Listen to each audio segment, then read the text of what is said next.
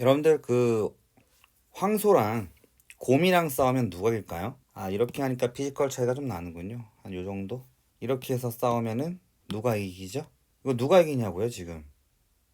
이발 이런 거 내가 어떻게 풀어? 나 안 풀어. 네, 좀 많이 흥분하신 것 같은데, 일단은 누가 황소이고 누가 곰인 줄 알아야 되거든요. 황소는 주가를 올리는 세력을 말해요.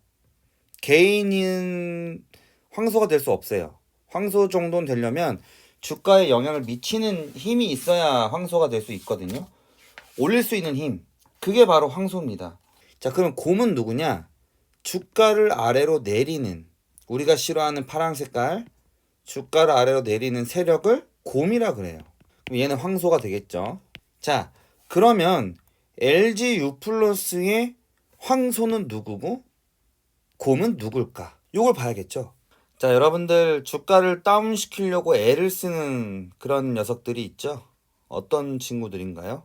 한눈에 봐도 개인은 좀 팔려고 하죠. 그리고 연기금, 그 다음에 법인은 곰의 역할에 충실한 좀 그런 친구들이고, 대체적으로 외국인 프로그램은 좀 반면에 이제 황소의 역할을 좀 하고 있어요. 근데 이제 기관과 금융투자 같은 경우에는 뭐라고 해야 되죠? 약간 중립을 지킨다고 해야 되나요? 약간 좀 그런 입장이 있어요. 자, 그러면은 황소가 누군지 정해졌네요. 자, 이렇게 되면은 곰과 황소가 어느 정도 결정이 됐네요.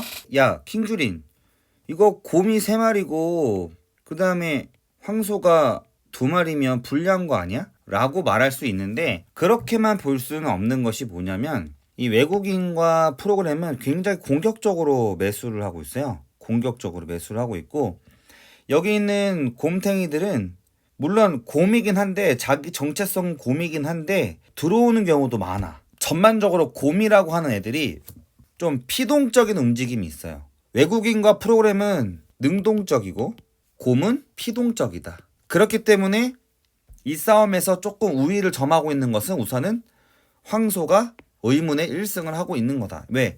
얘네들은 자기가 어떤 확신을 가지고 들어오고 있는 거거든.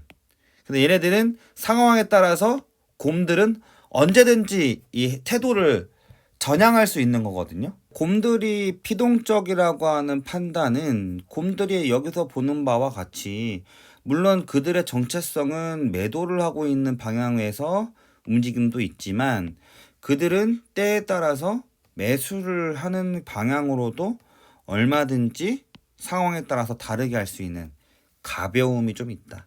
다른 누군가의 힘에 의해서 움직이는, 상황에 따라서 달라지는 그런 아이들이다. 네, 근데 이제 항상 문제는 자신의 정체성과 다르게 돌발 행동했을 때 이제 문제가 좀 생기거든요. 그러니까 5월 31일 같은 경우에는 얘가 매도를 했었는데 크게 들어왔단 말이에요. 뭐 개인은 좀 나가긴 했지만 상관없이, 어차피 개인은 주가에 큰 영향을 미치지 못한 아이들이기 때문에 상관이 없죠. 근데 기타 법인 같은 경우에는 31일 날 원래는 매도를 해야 될 곰의 정체성을 갖고 있는 친구인데 들어왔단 말이에요.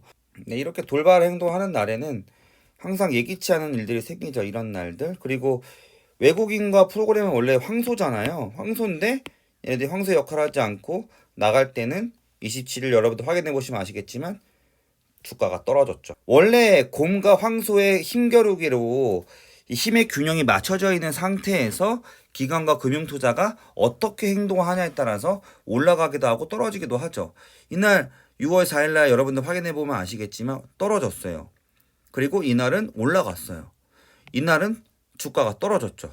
올라갈 수밖에 없었던 게 얘가 아까 말했듯이 올라갔으니까 얘네는 올라가자 상관없이 28일도 올라갔고 이날은 떨어졌고요.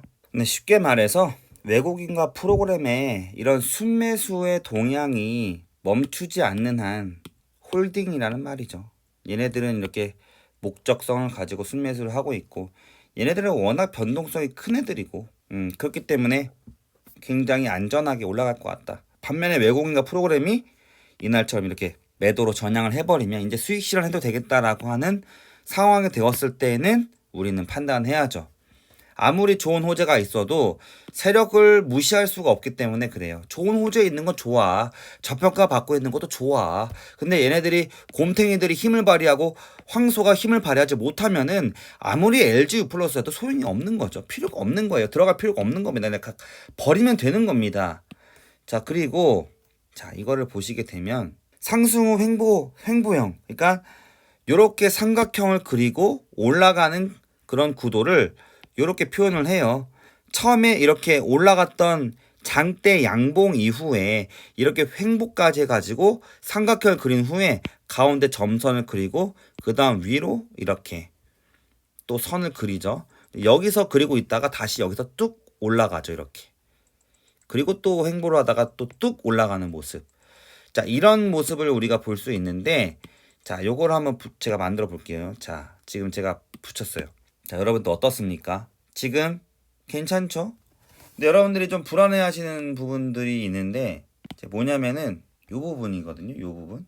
조금 많이 떨어졌잖아요. 그러니까 좀 제가 볼 때는 불안해 하실 수가 있는 것 같기는 한데, 이것 또한 보면은 여기서 여기 이제 가운데로 치게 되면 15,250원이 맞아요. 그러니까 결국 상승했던 50%에서 어쨌든 그 조정이 이루어지고 있는 거기 때문에 여기에서 분명히 또 뭐 조금 올라가다가 또 떨어졌다가 올라갔다가 떨어졌다가 또 쭉 올라가는 부분으로 예상은 좀 하고 있거든요. 저는 여기서. 그렇기 때문에 어쨌든 간에 떨어지긴 했어도 상승했던 50%의 그 선에 있기 때문에 나는 괜찮다라고 보는 부분이고, 왜 하필 양봉 중에서 여기느냐? 여기는 이미 삼각형 끝났잖아. 그렇기 때문에 이거는 이제 X. 좋아. 이거는 볼 필요가 없는 거예요. 그래서 여기서부터 보는 거죠. 여기서부터. 그러면은 여기에 올라가는, 만약에 떨어졌는데 여기까지 떨어졌다. 그러면은 가운데 50% 미만으로 파란색이 되었기 때문에 우리는 위험하다라고 볼 수 있겠지만, 지금 안전하게 전형적인 상승형 보합을 이룰 예정으로 나는 짐작한다. 상승 후 횡보형 가고 있는 부분이거든요. 비록 다른 날에 비해서는 거래량이 조금 약간 거래량이 크게 해서 떨어진 부분이 있긴 하지만, 그럼에도 불구하고 아직까지는 괜찮은 상황이다. 매물대를 보면은 지금 14,800원, 900원대의 매물대가 가장 많이 형성이 되어 있기 때문에 정말 떨어지게 되더라도 14,900원대까지는 혹시나 떨어질 가능성도 있습니다. 14,000원대, 그러니까 14,800원대, 14,900원이든 14,000원대로 떨어지면 이거는 눌림목이다. 다시 말해서 빨리 다시 들어가야 될 상황이다. 이거는 아직 들어가지 못하셨던 분들이 탑승할 수 있는 절호의 기회가 바로 이 선이다. 14,900원, 14,850원대로 떨어지면 추가 매수 타임으로 우리는 생각을 하면 좋겠다라고 하는 부분이고, 의외로 여기에서 이제 좀 물리신 분들이 계시네요. 걱정하실 필요는 없을 것 같은데 15,600원에 좀 물리셨던 분들이 계실 것 같은데, 그때 제 생각에는 그분들은 개인이거든요. 이날도 마찬가지겠지만 개인들이 조금 물렸어요.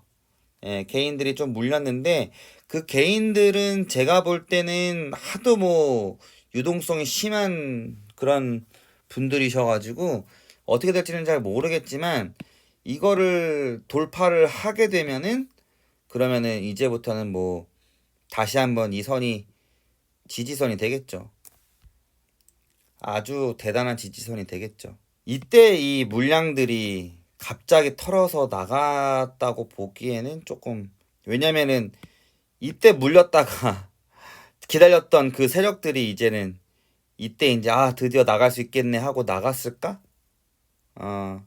그럴 수는 있겠네요. 그래서 이 선을 강하게 돌파하느냐, 다음 주에 강하게 돌파하느냐에 따라서 결정이 될 것 같은데, 분위기상 떨어지더라도 14,900원, 14,850원 밑으로 떨어지지 않을 것으로 보고, 그렇게 보고 있고, 아무리 떨어지더라도 어쨌든 15,200원이 지지가 돼서 다시 올라가게 된다고 한다면은 분명히 15,600원, 16,650원 이 지점은 분명히 깨질 것이다. 깨지고 나서 강하게 올라갈 것이다. 라고 저는 보고 있습니다.